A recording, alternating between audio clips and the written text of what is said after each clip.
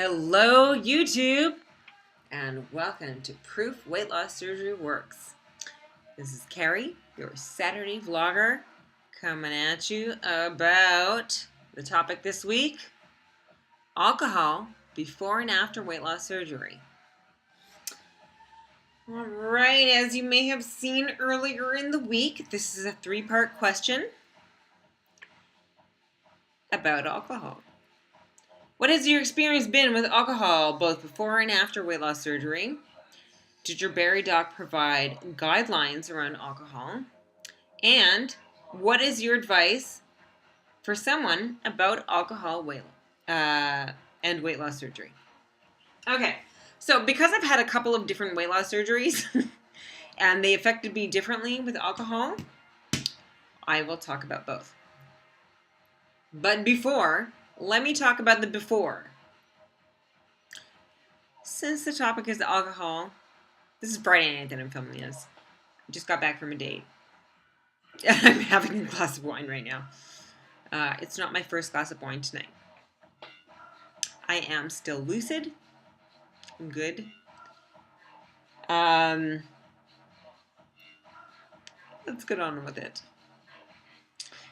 So, before weight loss surgery, I had a very nice relationship with alcohol. At least for me, in my opinion. I grew up in Italy. There was no real age limit. It's just acclimated in society there. And so having a glass of wine at dinner was just a regular thing as I was growing up. And that definitely was and still is in play. I started going to the bar when I lived in Italy. So I started going to the bar when I was like in 8th grade. There was a couple of us who used to, after school, go over to the Heineken bar and have a beer. And then we'd go back to school and take the late bus home. And it was all good, and nobody got wasted, and it was just a normal thing. I would say as I got further into high school, there was probably more heavier drinking going on, which I did engage in because, I was a high schooler, and we were living in a place where there was no age limit on drinking, and probably even if we weren't, we would have found alcohol or some other thing and engaged in that. I would say before my weight loss surgery, I definitely enjoyed alcohol a lot. My limits were different back then. And when I was really big, it used to take a shitload of alcohol to get me wasted. So I would definitely, I would say I would drink to a lot or to excess on a regular basis. Well, not regular, but like, get together with friends, you go out, you drink. You get a secure ride home, you get a cab, all that stuff, it's all good.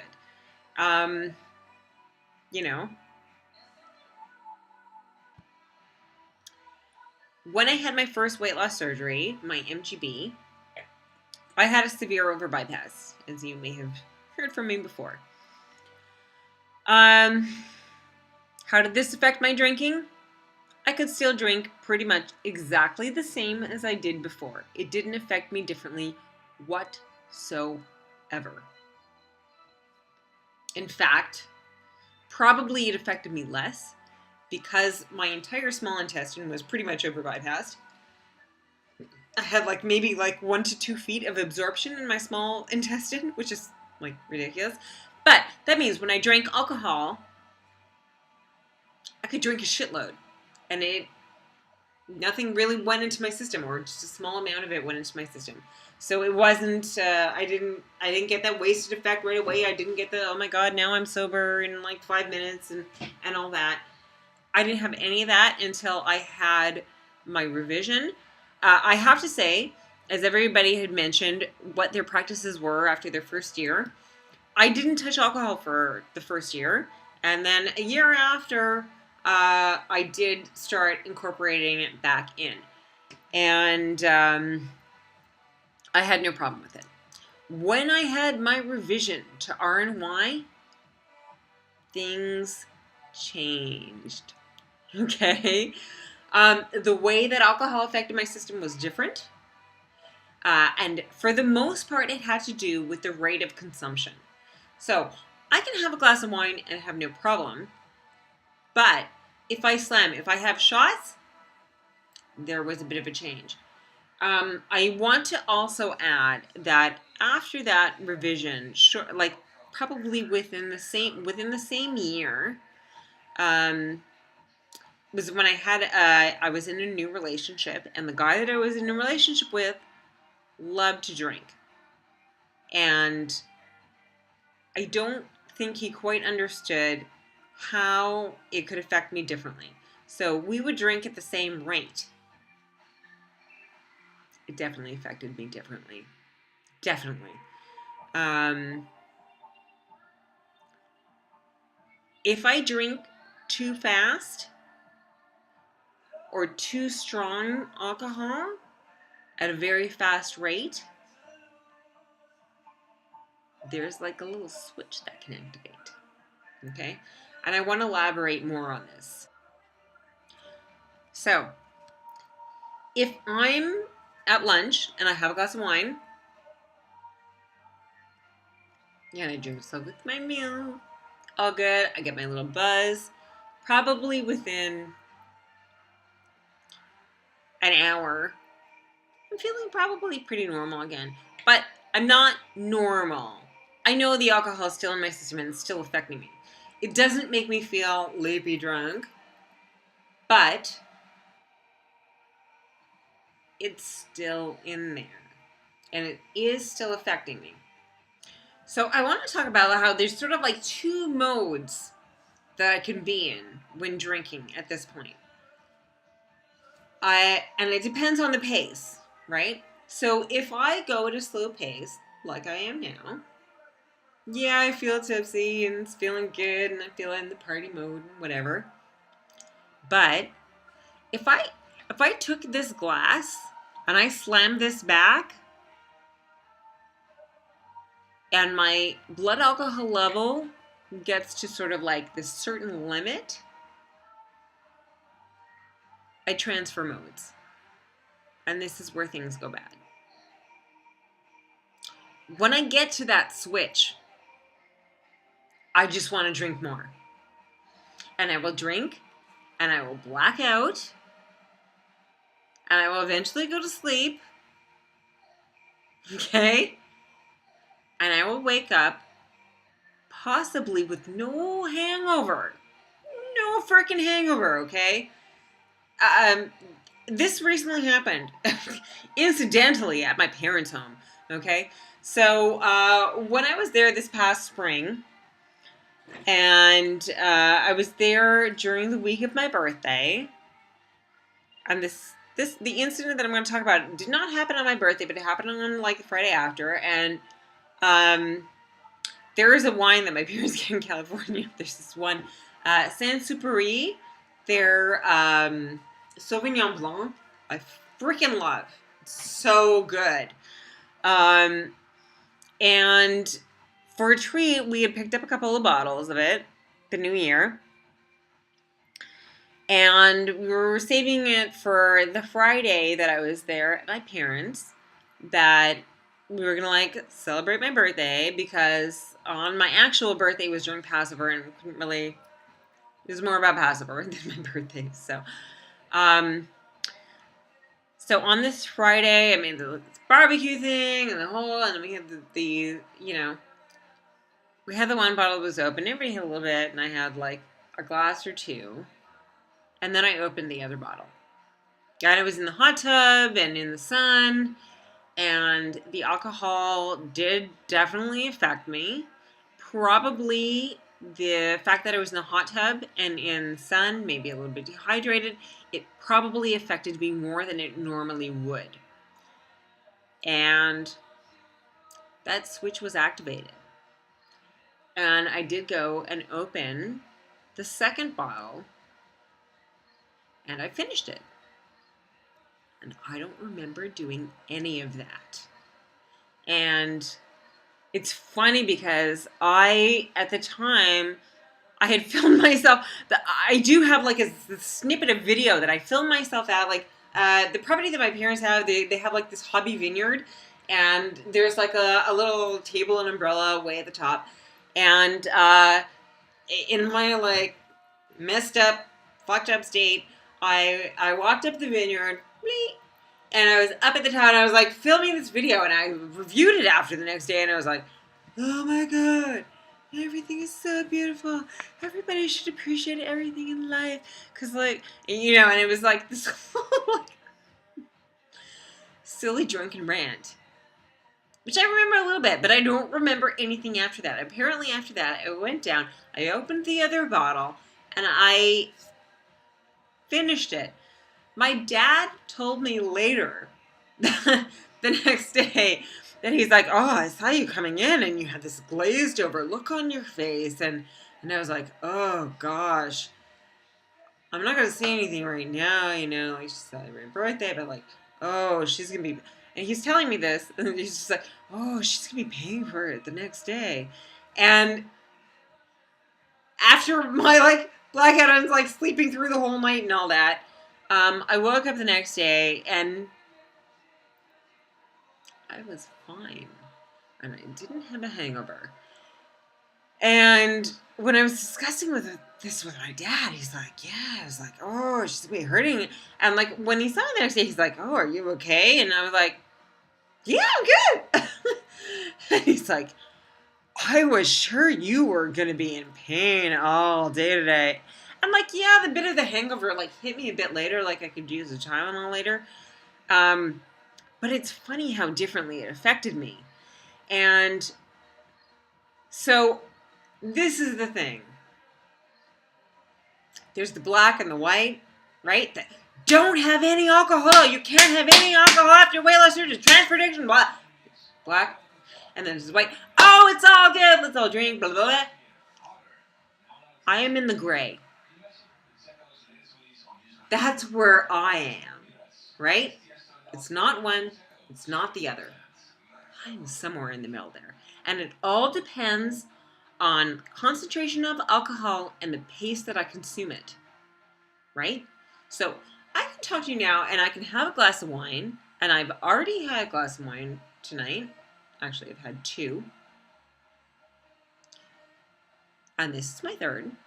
But it's been over a longer period of time, and it is a smaller percentage of alcohol than like hard sauce, right? So if I used to buy vodka, I used to make myself Bloody Mary. That was my drink. I can't go near it anymore. It's just like, meh, I'm over it. But I would always order a double because I wanted to feel that like party mode right away. And then from there on out, it depended how I went. It depended on the pace. I can't fucking do shots. I can't do that anymore because the alcohol goes straight to my bloodstream now. I mean, I know that if I don't sip slowly, that I'm going to fuck myself. So I don't do that anymore. Or I try as hard as I possibly can not to. I'm more cognizant of it than before. So that being said, I do have a little bit of social anxiety. There are certain situations that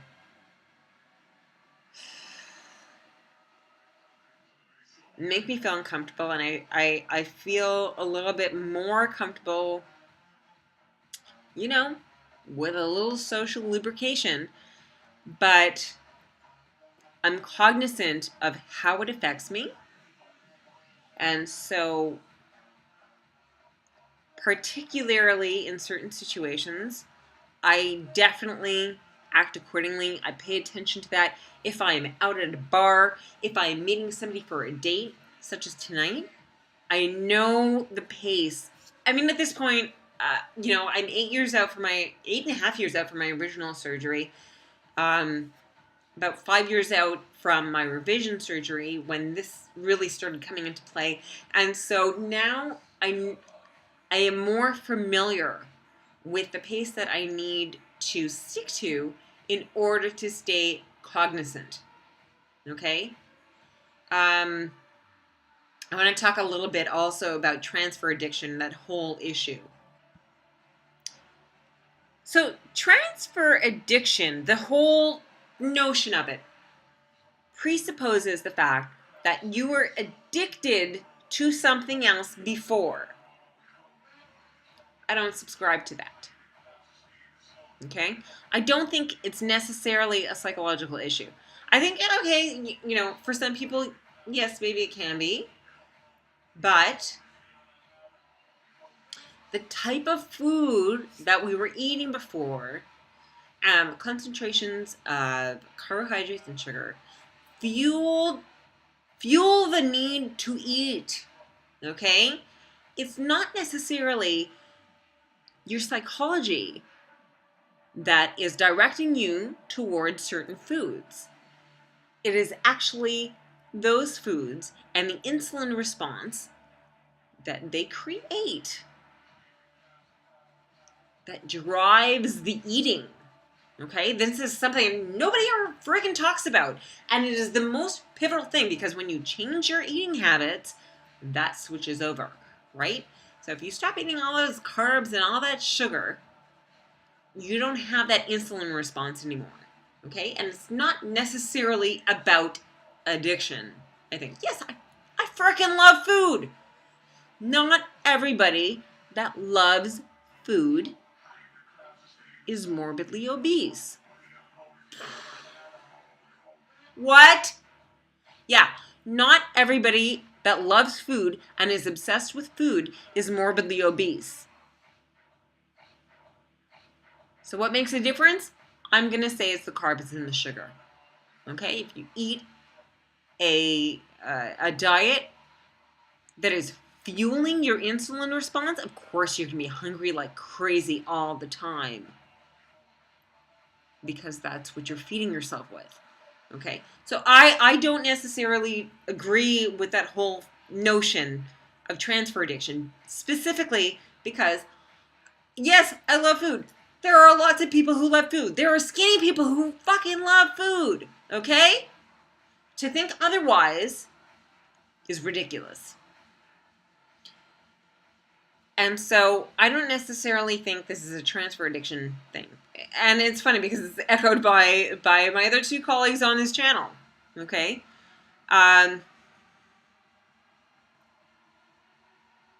You know, it is what it is. Not everybody, but physiologically, depending on what your surgery is, that can affect the way that alcohol hits your bloodstream